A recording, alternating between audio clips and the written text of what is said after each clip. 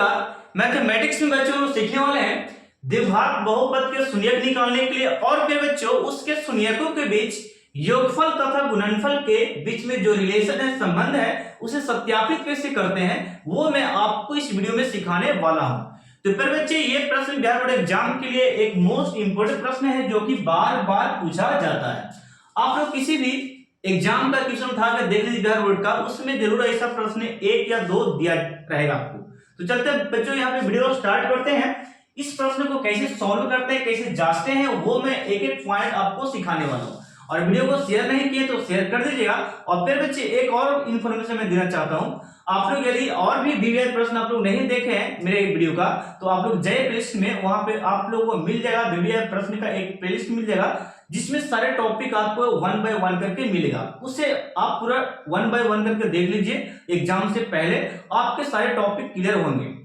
तो फिर अच्छे चलते वीडियो को स्टार्ट करते हैं। देखिएगा मैं यहाँ पे आपको सत्यापित करके बताता हूँ। जैसा कि यहाँ पे लिखा है, द्विघात बहुपद 4y² -4 और +1 के शून्यक ज्ञात करें। यहां पे आपको यहां तक प्रश्न जो बोला है, यहां से यहां तक आपको शून्यक ज्ञात करने के लिए, यानी कि अल्फा और बीटा का दो शून्यक जो होता है अल्फा बीटा का, वो आपको निकालने के लिए बोला है। तो सबसे पहले यहीं तक हम डिस्कशन कर देता हूं। पहले शून्यक निकालते हैं, ठीक है।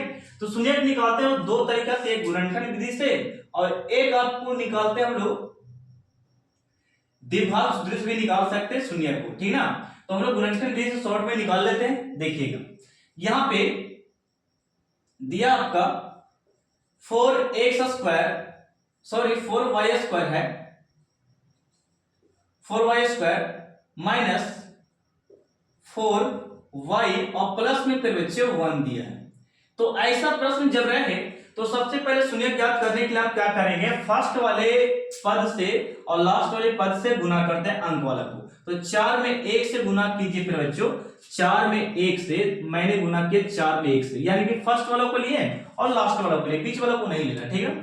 फर्स्ट वाला लास्ट वाला को दोनों को गुना किए फिर बच्चों, तो गुना करके मेरा यहाँ पे आ गया 4। कितना आ गया 4। तो ये गुना कर दिए। ये पहला स्टेप मैंने सीखा कि फर्स्ट वाला को लास्ट वाला से गुना करते हैं अंक का। तो अब इसको तोड़िए, गुणनखंड तोड़िए कि गुना करे पर 4 आना चाहिए। ऐसा कोई गुणनखंड है? तो हाँ सर जी है। 2 दूनी कितना होता है 4। इसका एक और गुणनखंड होता है 4 एकम 4। चलिए, यानी कि 2 दूनी 4 भी इसका गुणनखंड है और 4 एकम 4 भी। इससे गुना करेंगे 4 में 1 से तो 4 ही आएगा, और 2 में 2 से गुना कीजिएगा तो भी 4 आएगा। तो इसका 2 गुणनखंड हो गया, ठीक है। तो आपको ये सटीक करना है कि ये दोनों गुणनखंड में से सही कौन है, हमको बीच वाला लाना है बच्चों, बीच वाला लाना आपको, ठीक ना। यानी गुणनखंड यहाँ पे कौन है, किसको जोड़कर या घटाकर आपको बीच वाला अंक का लाना होता है, यानी कि ये वाला पद आपको लाना पड़ता है जोड़कर या घटाकर। तो बताओ, 4 को 1 से जोड़ देंगे तो 4 एकम 4, ठीक है, ये चलाएगा तो बच्चों ये चलाएगा। फिर 2 दूनी कितना हो जाएगा 4, ये भी आपका यहाँ पे चलाएगा। तो आप इसी में से किसी को लीजिएगा और आपको यदि प्लस माइनस में डिफरेंसेस नहीं दिखे तो आप अगले प्रश्न को जांच सकते हैं, अगले टॉपिक को देखेगा। तो सबसे पहले हम इस टॉपिक को सोल्व करेंगे 2 दूनी 4 वाले को, ठीक है। तो ये आपको सही बैठ रहा है, 2 दूनी 4 गुना करे पर और जोड़े पर भी आ जा रहा है। जोड़े पर क्या हो जा रहा है 4 आ जा रहा है, गुना करे पर क्या आ जा रहा है 4 आ जा रहा है। तो हम लोग यहाँ पे लिखेंगे 4y² माइनस यहाँ पे 2 + 2, ये वाला गुणनखंड जो था ना, इसको हम लोग यहाँ पे लिख देंगे। 2 और 2 को जोड़ेंगे तो 4 होगा और y बगल में यहाँ पे लिख देंगे। यहां तक क्लियर है आप लोगों को? यहां तक कोई दिक्कत है? चलिए नेक्स्ट स्टेप में देखिएगा, मैंने लिखा 4y² और 2 में y से कीजिए गुना तो ये आपका 2y हो गया, ठीक है। और फिर 2 में y से गुना कीजिएगा तो ये आपका 2y हो जाएगा। कितना होगा 2y तो बच्चे, और प्लस में कितना बच रहा है 1, ये हो गया। नेक्स्ट स्टेप में बच्चों यहां पे आप कॉमन कर सकते हैं, यहां पे तो गुना कीजिए 2y, हम यहां पे कॉमन कर लिए, 2y कॉमन कर लिए, ठीक है। तो अंदर में y बचेगा 2y², 2y बचेगा। देखिएगा 2y हम लोग 2 बाहर निकाले, 2 दूनी 4, 2 अंदर बचेगा, 1y बाहर 1y अंदर, यानी कि 2y यहाँ पे था। यहाँ पे 2y बाहर किए तो यहाँ पे बचेगा आपका -1 बच गया यहाँ पे, क्योंकि 2y क्या कर दिए थे, बाहर कर दिए थे। अब यहाँ पे बच्चों, यहाँ पे कॉमन कुछ नहीं दिख रहा, तो यहाँ पे आप लोग आंख बंद करके 1 कॉमन ले लो। 1 यहाँ पर भी है, वो यहाँ पर भी है, तो अंदर बच गया 2y माइनस 1, और माइनस माइनस ये वाला हो गया प्लस। ठीक है, यदि आप यहाँ प्लस देते हैं तो यहाँ पे आपको माइनस गलती होता है, ठीक है ना, इसलिए मैंने लिखा माइनस, और यहाँ पे भी माइनस, माइनस में तो गुना कर क्या होता है प्लस, इसका मतलब सही है।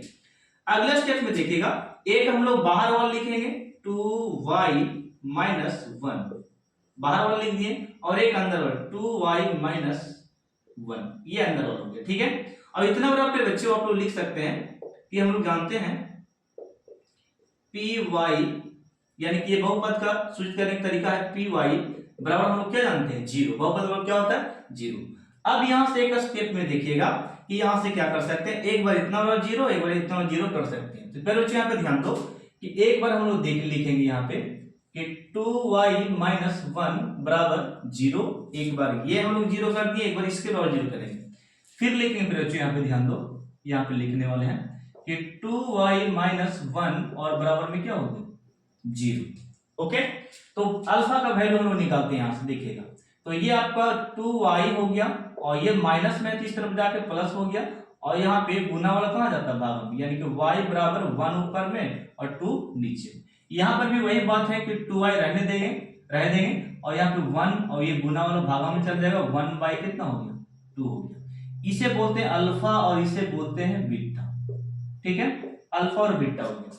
तो ये दो शून्य आपको निकल चुका है, यानी कि यहां तक फाइंड हो चुका है। अब क्या कह रहा है, शून्यको यानी कि योगफल गुणांकों के बीच संबंध स्थापित कीजिए। कह रहा है कि शून्य जो निकाले हैं ना, उसके गुणनफल के बीच और उसके योगफल के बीच आप संबंध स्थापित कीजिए। तो दो फॉर्मूले होते हैं इसके, जो कि आपको पता होते हैं, शून्य का योगफल और शून्य का गुणनफल का। तो लिखिएगा यहां से, अब शून्यकों का योग बराबर alpha plus beta, alpha plus beta बराबर माइनस बी अपॉन ए होता है। ये शून्यकों का योगफल का फॉर्मूला हो गया। ठीक है, यहां पे देखिए अल्फा का वैल्यू कितना 1/2, तो हम लोग यहाँ पे 1/2 ले रहे हैं। ठीक है, बीटा का वैल्यू कितना 1/2, तो ये भी 1/2, और यहाँ पे देखिए माइनस बी का वैल्यू, तो हम लोग यहां से देखिए किस प्रकार लिखते हैं, ये होता है ए का वैल्यू, और ये हो गया बी का वैल्यू, और ये हो गया सी का वैल्यू, ए बी सी। तो ए का वैल्यू 4 है और बी का वैल्यू -4 है। ठीक है, तो हम लोग यहाँ पे देखिएगा माइनस एक फॉर्मूला में है और एक आपका क्वेश्चन भी माइनस। देखिए फॉर्मूला में एक माइनस यहाँ है और माइनस एक यहाँ पे लगा हुआ है। ठीक है, तो -4 पे पकड़ के लेकर आइए वहां से, तो वहां पर से -4 हम लोग लेकर आए, ये वाला -4 लेकर आए, और ए का वैल्यू कितना है 4 है बच्चों, तो हम लोग यहाँ पे लिखेंगे 4। ओके, नेक्स्ट स्टेप में यहाँ पे देखिए एलसीएम हम लोग लेंगे, तो एलसीएम यहाँ पे 2 होगा, नीचे में एलसीएम कितना हो गया 2, और ऊपर में 1 और प्लस में 1 रहेगा।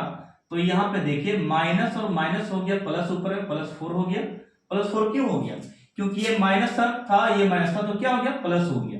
अब ये नीचे में कितना बच रहा है 4 से 4 काटेगा तो एक बार में कटेगा। ओके, अगले स्टेप की चलते हैं, 1 और 1 को जोड़ेंगे तो यहाँ पे 2 और 2/2 काटेंगे तो यहाँ पे कितना आएगा 1 आएगा, और यहाँ पर भी ऑलरेडी 1 आ गया था। ठीक है, यहाँ भी 1, यहाँ भी 1, इसका मतलब है बच्चों एलएचएस साइड और आरएचएस साइड क्या हो गया बराबर हो गया। तो हम लोग यहाँ पे लिख सकते हैं, यहाँ पे कि सर जी LHS यानी कि लेफ्ट हैंड साइड बराबर RHS, ये प्रूफ हो गया। एक हम लोग योगफल को जांच कर दी। ठीक है, एक फार्मूला को हम लोग जांच किए, ठीक ना, यानी कि प्रूफ हुआ। चलिए ये हम लोग प्रूफ कर दिए एक फार्मूला का योगफल वाला, अल्फा प्लस बीटा का योगफल हो गया। अब गुणनफल का तथा करके हम लोग लिख लेते हैं अल्फा गुने बीटा, ये गुणनफल का सूत्र हो गया। इसका होता है C/A, C/ क्या होता है A होता है। अल्फा का वैल्यू क्या बच्चों 1/2 है, तो हम लोग यहाँ पे लिखेंगे, ध्यान दीजिए 1/2 गुना में बीटा का वैल्यू 1/2 है, तो इसको भी लिखेंगे हम लोग 1/2, और C का वैल्यू गौर कीजिए थोड़ा सा यहाँ पे, तो C का वैल्यू बच्चों 1 है, यहाँ पे C का वैल्यू 1 है, हम लोग 1 बैठाएंगे, और ए का वैल्यू कितना, ए का वैल्यू 4 है, तो हम लोग यहाँ पे नीचे 4 बैठाएंगे, ठीक है। अब यहाँ गुना कीजिए, 1 में 1 से गुना कीजिए फिर बच्चों, तो ये ऊपर में 1 हो गया और नीचे में 2 दूनी कितना होता है 4, और ये ऊपर में 1 और नीचे में कितना हो गया 4। अब इसको क्या कीजिए कि यहाँ पे ये साइड दोनों बराबर हो गया, तो लिख सकते हैं LHS बराबर RHS। ये प्रूफ हो चुका है। तो यही हम लोग को जांच करने के लिए, यही हो गया जांच करने का तरीका। शून्यकों का योगफल यहाँ पे जांच किए और गुणनफल आपका ये वाला जांच हो, ठीक है बच्चों। कब जांच कर सकते हैं, जब आपको अल्फा पता हो और बीटा पता हो, और इसको अल्फा बीटा लाने के लिए इसको खंड करना पड़ेगा, तोड़ना पड़ेगा, ठीक है। तो मुझे उम्मीद है बच्चों कि आप लोग ये वीडियो समझ में आया होगा। मैं आपसे रिक्वेस्ट करता हूं कि ऐसे प्रश्न आपके क्वेश्चन बैंक में देखिएगा, मैं बता देता हूं ऐसा क्वेश्चन बैंक आपके यहाँ होगा बच्चों, तो ऐसे बुक में देखिए जाके ऐसे प्रश्न बहुत दिए होंगे, सॉल्व कीजिए। एग्जाम तक आते आते ऐसे प्रश्न को आप पूरा सॉल्व करके अच्छे तरीके से रख लीजिए, आपसे प्रश्न छूटने वाला नहीं है, ठीक है। और बुक में भी, बीबीडी बुक में भी, और भारतीय वन बुक में, और आपके एनसीईआरटी बुक जो आपका एग्जामिनर बुक है, उससे आप सॉल्व कर सकते हैं ऐसे प्रश्न को। घबराइएगा मत, यदि परेशानी हो तो आप अपने टीचर की सहायता ले सकते हैं कैलकुलेशन में, ओके। तो इसके लिए घबराइएगा मत, मुझे कमेंट कीजिए फिर बच्चों, तो मैं आपको यहाँ पे 10 क्वेश्चन सॉल्व करके दे सकता हूँ, मुझे केवल कमेंट करके दीजिए, ठीक है। मैं ऐसे प्रश्न आपको कोई भी टॉपिक में दिक्कत हो, किसी टॉपिक फिर समझा दिया जाए, तो मैं आपको वो सब प्रश्न आपको 4-5 क्वेश्चन में आपको बता सकता हूँ, ठीक है, ताकि आपको अच्छे तरीके से समझ में आ जाए। तो मिलते हैं नेक्स्ट पार्ट में।